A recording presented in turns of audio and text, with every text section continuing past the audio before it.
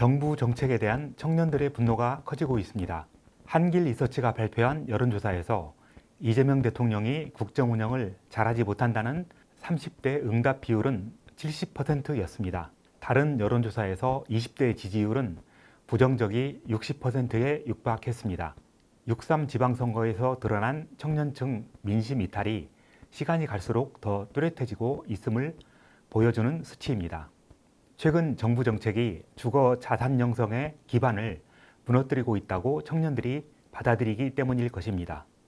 이 대통령은 지난 주말 투자 대상을 국내로 한정하고 기존 혜택을 줄이는 내용의 ISA, 즉 개인 종합자산 관리 계좌 개편안을 전면 재검토할 것을 지시했습니다. 절세 혜택이 커 맞는 통장으로 불리던 ISA는 청년층이 자산을 불리는 중요한 수단이었습니다. 늘려도 모자란 청년층 혜택을 정부가 거꾸로 줄인 것입니다.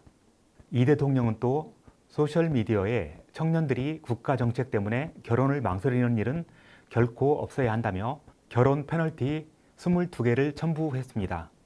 그동안 대출 청약에서 기혼자가 미혼자에 비해 불이익을 받는 정책이 많아 결혼 후에도 혼인신고를 미루는 젊은이가 적지 않았습니다. 합계 출산율이 1명 이하인 초저출생 국가에서 비슷한 정책이 22개에 이른다고 합니다. 이 대통령이 이런 지시를 내린 것은 청년층이 느끼는 불안과 분노가 커지고 있다고 판단했기 때문일 것입니다. 청년에 대한 집권 여당의 무감각은 심각할 정도입니다. 민주당 황희 의원은 지난 주말 청년을 위해 폐기버스를 주거 공간으로 리모델링해 활용하는 방안을 제안했다가 청년들의 분노에 불을 질렀습니다. 청년들은 청년 난민 만들려는 거냐, 당신 자식부터 버스에서 살게 하라고 거세게 반발하고 있습니다. 최근 정부의 주식시장 정책이 청년층 자산 형성을 불안하게 하고 부동산 정책은 내 집 마련에 꿈을 갖게 하기는커녕 가뜩이나 심각한 청년 전 월세난을 악화시키는 가운데 이런 일까지 일어났습니다. 기업의 경력직 채용 선호, AI 확산 여파로 청년층 고용은 갈수록 악화하고 있습니다.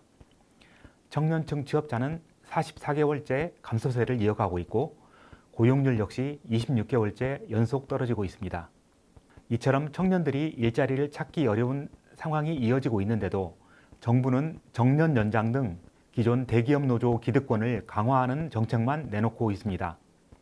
민주당 전당대회 준비위가 8년 만에 부활시키기로 결정했던 청년 선출직 최고위원은 당 지도부 반대로 무산됐습니다.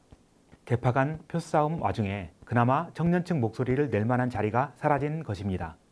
청년들의 불안과 분노는 현 집권 세력에 보내는 엄중한 경고라고 할 수 있습니다. 선거 때만 청년 문제를 걱정하는 척하다 선거가 끝나면 오히려 청년에 불리한 정책을 쏟아내면 청년층 분노는 걷잡을 수 없이 커질 수밖에 없을 것입니다.